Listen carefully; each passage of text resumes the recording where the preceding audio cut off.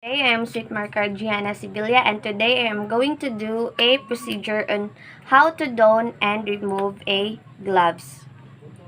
So the sterile gloves provide a barrier between the nurse's hands and the object she contacts. She is able to touch freely the objects in a sterile field without a fear of contamination. When wearing sterile gloves, she should always remain conscious of which objects are sterile and which are not. So the purpose of donning and removing a gloves is to provide protection from exposure to blood-borne viruses, body fluids for the duration of the task being undertaken to the client. So the equipment that we are going to use is a pair of pre-powdered sterile gloves. So before gloving your hands, make sure that you are going to wash your hands thoroughly. And make sure to choose a gloves that are The first step on fit how to to your don a hands. glove is to open the glove package aseptically. Then remove outer package wrapper by carefully peeling apart the sides. Remember to prevent inner glove package from accidentally opening and touching contaminated objects.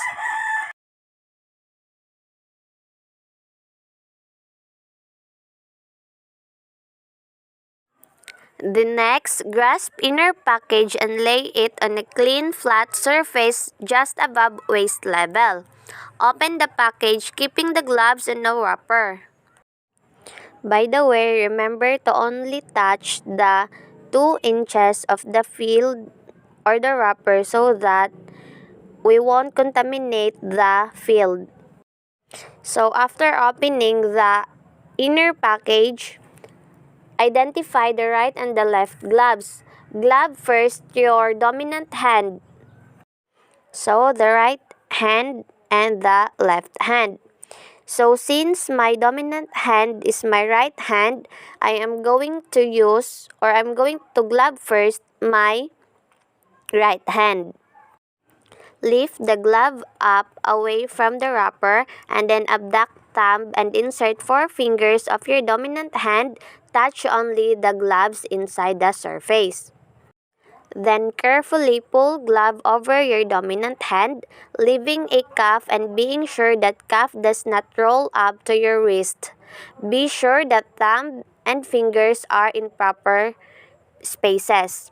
Pull it slowly and remember that our hand is or our wrist is contaminated, so we must not touch it. So after that, using our glove's dominant hand, slip your 4 fingers underneath the second glove's cuff with the thumb abducted.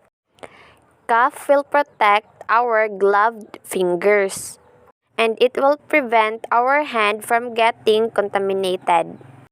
Carefully pull the second glove over your non-dominant hand. Do not allow fingers and thumb of gloved dominant hand to touch any part of your exposed dominant hand because contact of gloved hand with exposed hand results in contamination.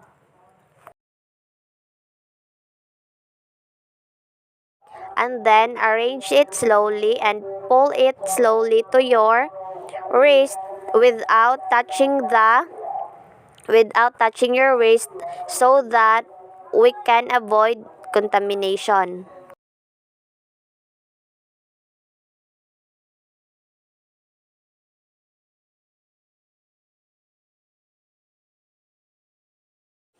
OMG struggle. So that's it. We are done donning the gloves. So now, how we are going to remove the gloves? Imagining that we are done doing a procedure or a test to our client. So the first step on removing the gloves, using our dominant gloved hand, grasp the outside edge near the wrist.